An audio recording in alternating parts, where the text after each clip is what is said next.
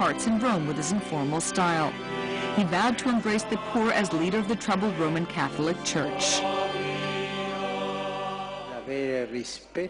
It means respecting all of God's creatures and respecting the environment in which we live. It means protecting people, showing loving concern for each and every person, especially children, the elderly, those in need, who are often the last people we think about. The Pope used his inaugural address to set the tone for his reign. 132 foreign delegations attended the ceremony, including over 30 heads of state. And before we go, a reminder for headlines once again. The Independent Electoral Commission Chairman, Mustafa Carriol, has called on Gambians to actively participate in next month's local government elections. Banjul is playing host to a historic meeting by Gambian and Senegalese government officials on border demarcation between the two countries. Fugitive Congolese rebel leader Bosco Ntaganda has surrendered himself for trial at the International Criminal Court. And thousands are converging on St. Peter's Square in the Vatican to witness the inauguration of Pope Francis. That brings us to the end of this edition of the news. Thanks for the pleasure of your company. Stay tuned and enjoy GRTS.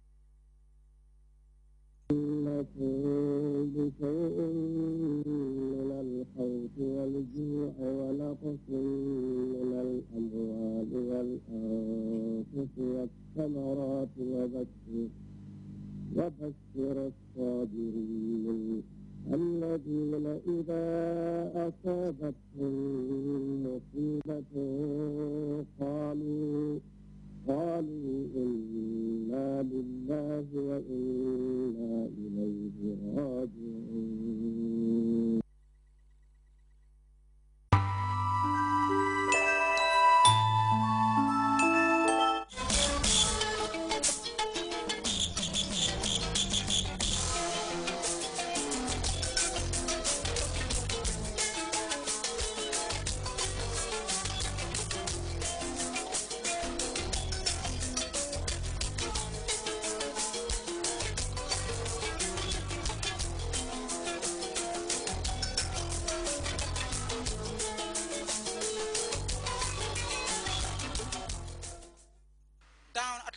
After surpassing a century, the silk cotton tree at the threshold of the city, directly opposite the Christian cemetery, has survived more than 100 years, but it is finally down. The tree used to hold a variety of important spiritual and curative connotations for the people of Banjul. In the past, businessmen going by this place used to throw coins at its foot in sign of good luck. Twigs from the tree used to be tied around the neck of teething children in order to allay pain. And after surviving more than a century, its markings can still be found here, strappingly symbolizing the effect of times long gone. I am Ibrahim Jata, and this is the expedition. Call it the Guitagal. This week, I am in the island city of Banjul, taking a walk through time. Banjul, at the turn of the 19th century, was a city of colorfully contrasting and divergent norms. This tree, which has survived more than a century, is one attribute of the past which tells the city's story. As I walk back in time, I'll be trying to find out the mystery behind this tree, how it reveals the city's story, and why it is still deeply valued deep in the 21st century. Also on this edition, we revisit the greatest ever cholera epidemic to hit Banjul. It's the story of Mokam town and how it became half-die. What is the tale behind this interesting street? In those days, it was called Mokam town. Also coming up,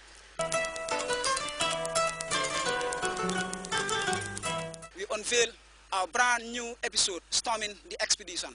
In Travel Ahead, we will convey all relevant travel updates, as well as latest news from the tourism industry and the Gambia Tourism Board. That's the expedition walking back in time in just a moment. Hi, I'm Nisa, having a great time with my friends at the Smiling Coast. This program is brought to you by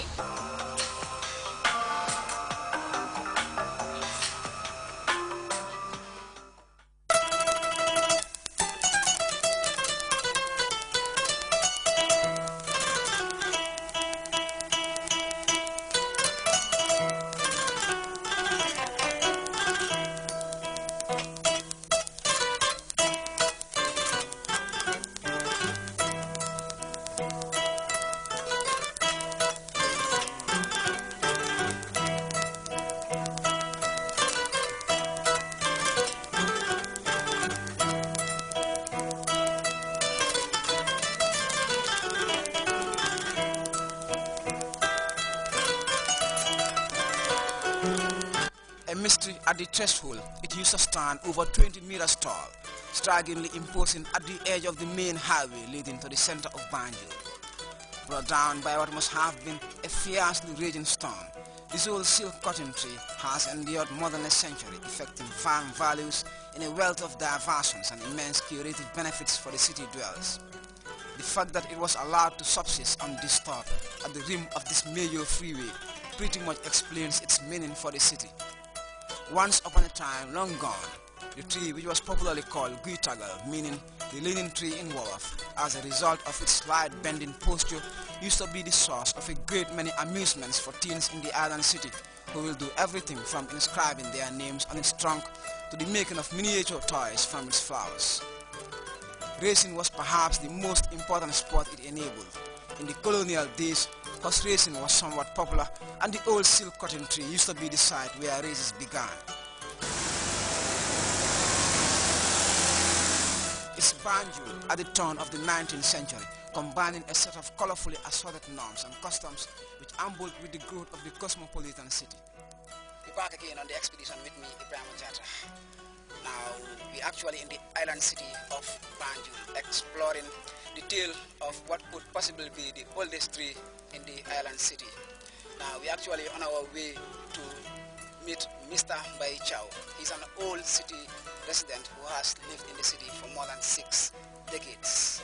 Bai Chow will be telling us the mystery behind the old silk cotton tree and why it is so valued deep in the 21st century. A retired civil servant residing at Llewellyn Street, snuggled neatly behind the Major King Fahad Mosque, Chow recalled the tree's import to the city. He told the expedition that the tree is older than his elder brother, who was born in 1922. You can see it. You can see by the remnants.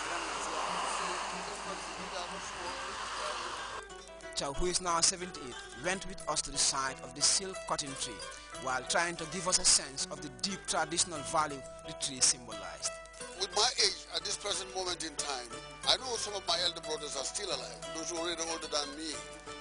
But this is my area. In fact, my profession, before retiring to a private someone, was involved in cultural aspects.